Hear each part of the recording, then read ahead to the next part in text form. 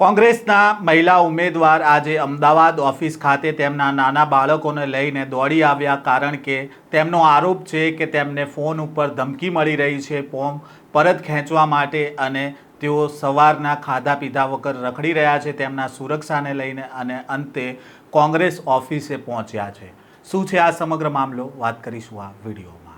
વૈષ્ણવજન તો તેને કહીએ જે પીડ પરાઈ જાનાને રે। નમસ્કાર, નવજીવન ન્યૂઝમાં આપનું સ્વાગત છે। હું છું જયંત દાફડા।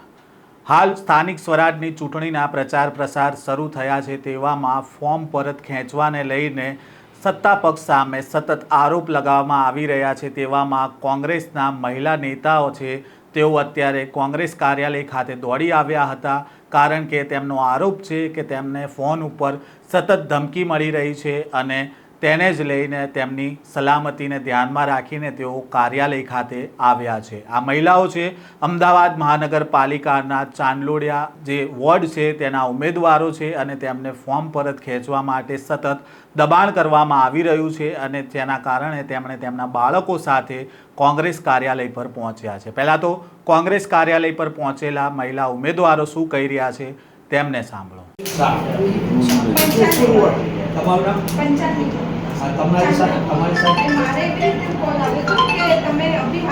છોકરા લઈને નીકળી જાઓ કે નહીં તો કે તમને સાંજ સુધીમાં અમે સ્ટેશન પર લઈ જઈશું અને ગમે તે ધાક ધમકી બી આપી શકે તો હું આ છોકરા લઈને મારે કઈ રીતે નીકળું અને મને ઉપરથી એવું કહ્યું કે તમે કહો એટલા પૈસા આપું પણ તમે આ ટિકિટ પાછી ખેંચી લો કારણ કે સામેની સાઈડ અમારા કાચના જ ઊભા છે એના હિસાબે એની ટિકિટ બોર્ડ વધી જાય એના માટેથી મને એવું કહ્યું છે કે તમે આ ટિકિટ પાછી ખેંચી લો।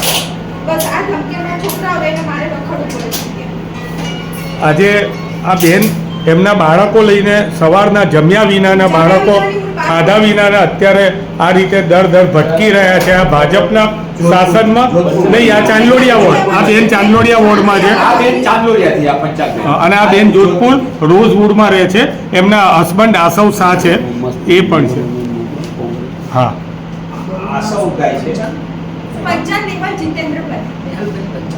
એ ચાંદલોડિયા વોર્ડમાં છે। વાંધો નહીં બેન, તમે અહીંયા સેફ છો, ચિંતા ના કરતા। હા, મને એવું કીધું કે બેટા એવું ખબર પડી કે તું ઊભી છું તો બેટર છે કે તું તારું નામ પાછું લઈ લે કારણ કે સારું ના લાગે, આપણી સોસાયટી ઉપર આ કલંક લાગે છે। એટલે મેં રાજુભાઈ અમરકોટિયા એમને એવા વર્ડ્સ વાપર્યા કે આ તારી ઉપર તારા લીધે અમારી સોસાયટી ઉપર કલંક લાગે કારણ કે રોઝવુડ એસ્ટેટ જે છે એ ભાજપની સોસાયટી છે। મેં કીધું મને તો પહેલાં એ કહો કે પાછું આ વસ્તુ ક્યાંથી ઊભી થઈ કે સોસાયટી કોઈ પર્ટિક્યુલર પાર્ટીની થઈ ગઈ, પછી સેકન્ડરી કે તમે વર્ડ મને વાપરી ના શકો કે કલંક છે। મેં તો એવું તો હું કોઈ કામ નથી કરતી અંદર કે એવું તો હું કંઈ બોમ્બ બનાવતી હોઉં કે ભ્રષ્ટાચાર કરતી હોઉં કે કરપ્શન કે કલંક લાગે છે મારા લીધે સોસાયટીના નામે। મેં તો એના કરતાં તમે એજીએમ બોલો અને તમારી ડેબિટ ક્રેડિટ શીટ્સ કાઢો તો કોણ કલંક છે ખબર પડી જશે। તો કે એવું નથી હું કહેવા માંગતો પણ તમે જે કરો છો એ ખોટું છે કારણ કે ભાજપનો બહુ સપોર્ટ છે સોસાયટીને। મેં તો અંકલ તમારું આઉટલુક છે કે તમે નવરાત્રિમાં આરતી ઉતારવા માટે અમિતભાઈ ઠાકરને બોલાવશો, it's none of my concern, એ તમારું તમે ઉલ્લું સીધું કરો છો એટલા માટે બોલાવશો, બાકી હું તો ફોર્મ પાછું લેવાની નથી। મેં કીધું કે તમે એવું જોયું ને કે કોઈ એક યુથ ઊભું છે આજે ડેવલપમેન્ટની વાત કરે છે, એજ્યુકેશન સેક્ટરથી છું હું તો એજ્યુકેટેડ વર્ગને આગળ લઈએ અને જે લોકોને એકચ્યુઅલ પ્રોબ્લેમ થાય છે આપણા યુથ જે બહાર કન્ટ્રીમાં છે એના કરતાં અહીંથી જ એને ગ્રાઉન્ડ લેવલ ઉપર કામ સ્ટાર્ટ કર્યું તો મને એમને એવા વર્ડ વાપર્યા કે એજ્યુકેશન ઇમ્પોર્ટન્ટ નથી હોતું, એક્સપિરિયન્સ ઇમ્પોર્ટન્ટ હોય છે। પૈસા કોણે ઓફર કરી હતી? ના, મને પણ કરી છે વિનોદભાઈ પટેલ સર। કોણ છે એ જોધપુરના બીજેપીના ઓપોઝિશનના ઉમેદવાર। અચ્છા, બોલો બોલો તમે એમના હસબન્ડ, તમે કોણ? એટલે તમે ઉમેદવાર છો? સાંભળો ભાઈ, પ્રદીપભાઈ તમારું બોલો।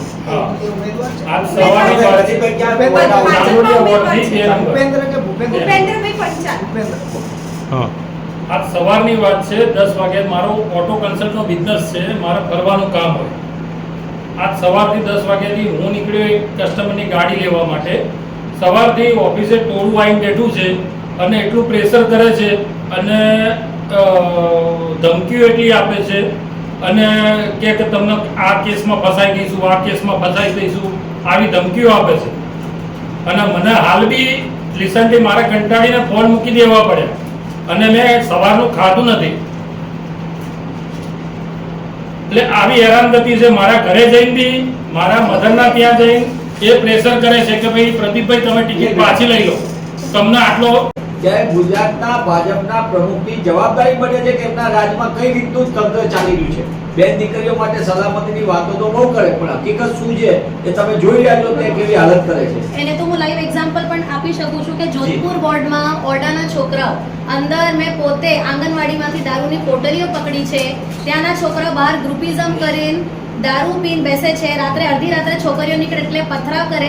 સેફટી એક કે જગ્યા નથી. ભાજપ સરકાર કાયમ કહે છે સેફટી છે, તો ક્યાં છે સેફટી? પોતે મારી દીકરી છે, હું પોતે નીકળતા મને બીક લાગે છે. આ જ બધા દુઃખ અને આ જ લાગણીઓની સામે તમે કોંગ્રેસ પક્ષમાંથી ચૂંટણી લડી રહ્યા છો અને તમે ચૂંટણી જીતવાના છો. આ સમય વીતી જવાનો છે. લોકશાહીની અંદર આજે આ પ્રમાણે જે લોકો વર્તી રહ્યા છે એ ના વર્તી શકાય અને આપણે કોંગ્રેસ પક્ષ વતી આવા લોકોને કાયદાનું ભાન કરાવીશું અને તમે 26મી તારીખ સુધી અડગ આ જ પ્રમાણે રહેજો અને મને વિશ્વાસ છે કે આપણા વોર્ડની જનતા જે છે એ તમને જીત અપાવશે. મહિલા ઉમેદવારે જણાવ્યું કે તેમને ફોન ઉપર ધમકી આપવામાં આવી રહી હતી કે તમે ઘરમાંથી બહાર નીકળી જાઓ અને ત્યારબાદ તેમણે ઘરમાંથી બહાર નીકળી ગયા અને તેમને પૈસા આપીને પણ દબાણ કરવામાં આવી રહ્યું છે કે ફોર્મ પરત ખેંચી લેવામાં આવે અને આખરે આ મહિલા નેતા તેમના સુરક્ષાને ધ્યાનમાં રાખીને તેમના ઘરેથી નીકળી ગયા અને અત્યારે કોંગ્રેસ કાર્યાલય પર પહોંચ્યા છે. અને તે જ જગ્યાએ કોંગ્રેસના મહિલા ઉમેદવારોએ ગંભીર આરોપ લગાવ્યા છે કે અમારી સલામતીને અત્યારે જોખમ છે, કારણ કે તેમને ફોન આવી રહ્યા છે, ધમકાવવામાં આવી રહ્યા છે અને સતત ફોર્મ પરત ખેંચવા માટેની માંગણી કરવામાં આવી રહી છે. તેવામાં હવે કોંગ્રેસ તેમના ઉમેદવારોને કેવી રીતે બચાવી શકે છે આ ધાક ધમકીથી, તે જોવું રહ્યું. આ પ્રકારના સમાચાર અહેવાલ સાથે ફરી મળીશું. નવજીવન ન્યૂઝ સાથે જોડાયેલા રહેજો.